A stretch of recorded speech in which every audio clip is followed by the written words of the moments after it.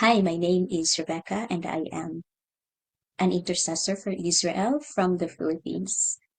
I would like to share an incredible testimony of our encounter with the Lord while I was praying with my prayer partner, Ate Mylene, at 3 a.m. this morning.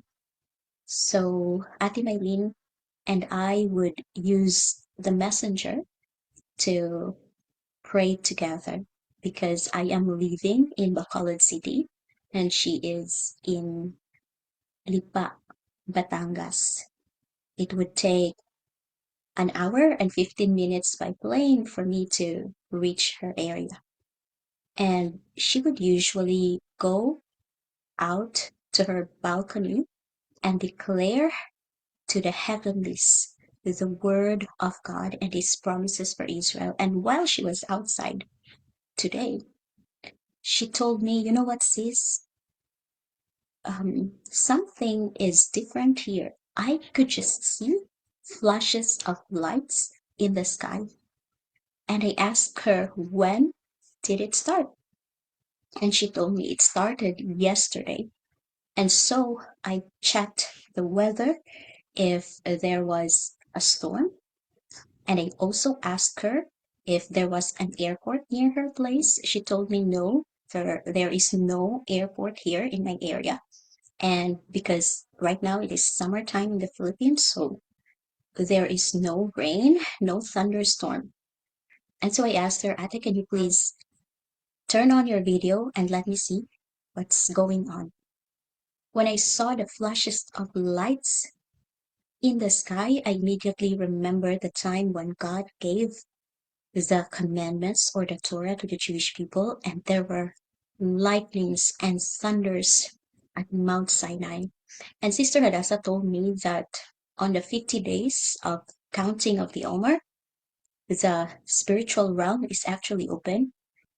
And that is the time that you need to ask God whatever is in your heart, and He will answer it. And so I told Atimai, I believe that the portal is open right now. The spiritual portal is open, and God is pouring out His Spirit here on earth. And so let us pray and declare God's word. Now, I will show you the portion of our prayer time which I recorded, and may this encourage you to never stop praying and to never stop believing that God is able to do the impossible. Noon sa labas ng Israel. Lord, heal them physically and spiritually, O God. O God, we declare, God, na ihihil mo sila, Panginoon, at poproteksyonan mo sila. Ganun din yung mga troops na sugatan, Panginoon, sa Lebanon, Panginoon. Yung battalion, Panginoon, battalion commander, and even God, yung mga tao niya, O Lord, na nasa ospital sa mga oras na ito. Aba, katulad ng Mount Sinai, O Lord, O Lord, dinideclare namin, Panginoon, na maliligtas ang mga Hudyo, Panginoon. Dinideclare namin, Panginoon, ang mga members ng family namin na may sakit, Panginoon. Even us, O Lord, heal us, yung mga heart namin, Panginoon. O God, yung mga physical body ng mga families namin. Even Lord, yung cancer ni Prime Minister Benjamin Netanyahu. O Lord, heal him, O Lord. According to, sabi Panginoon ng isang may sakit, Panginoon. Lord, if you are willing, you can heal us, O Lord. You can heal me. O Lord, yes, you can.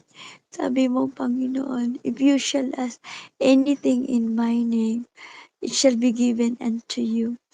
O Lord, salamat sa bukas na portal, Panginoon.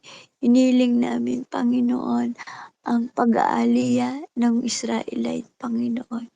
Haba, Inihiling namin na iluluwa sila, Panginoon, ng buong mundo at maluwalhati silang makakauwi ng Israel, Ama.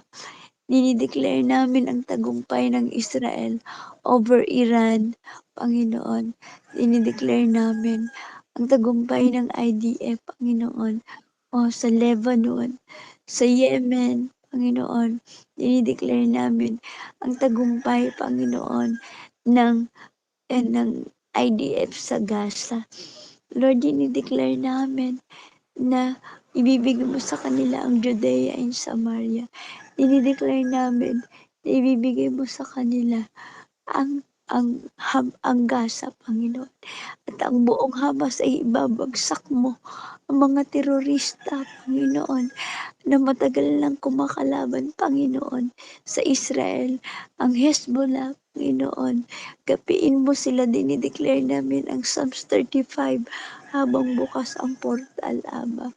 Dinideclare namin, Aba, ang paggapi mo at pagputol, ang pagbunot ng ugat ng family ni kami ni Panginoon.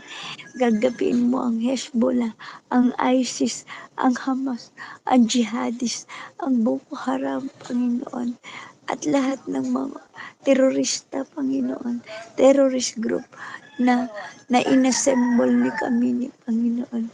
By the power of the blood of Yeshua, our Lord and Savior, behalf of Israel, Abba, we stand in the gap for rejecting the Messiah.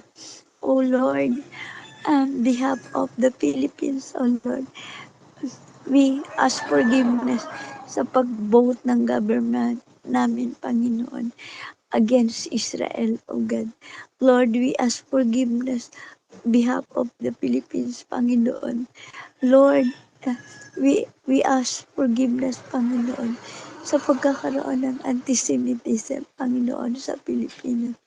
Lord, we declare